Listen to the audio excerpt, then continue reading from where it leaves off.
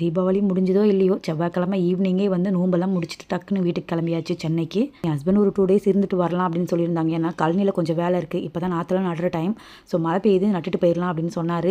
நான் வந்து கம்பல்சரி சென்னைக்கு போய் ஆகணும்னு அடம் பிடிச்சி வந்துட்டேன்.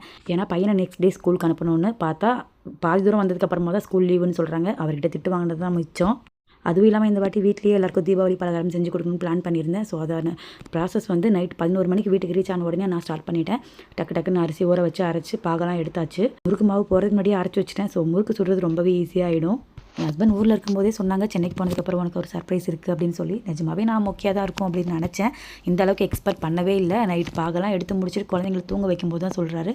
2 பேரையும் உட்கார வச்சு அந்த காப்பு எடுத்து காட்டினாங்க. நிஜமாவே எனக்கு புல்லரிச்சிருச்சு, நம்பவே முடியல. அவ்வளோ அழகாக இருந்துச்சு அந்த காப்பு. தீபாவளி ஃபண்டு கூட கொஞ்சமாக வெள்ளி கொடுத்துருக்காங்க. அது கூட கொஞ்சம் அவரும் எக்ஸ்ட்ரா காசு போட்டு ஆர்டர் பண்ணி வாங்கியிருப்பாங்க போல். எப்படி இருக்குன்னு சொல்லி கண்டிப்பாக கமெண்ட்டில் சொல்லுங்கள். தேங்க்யூ.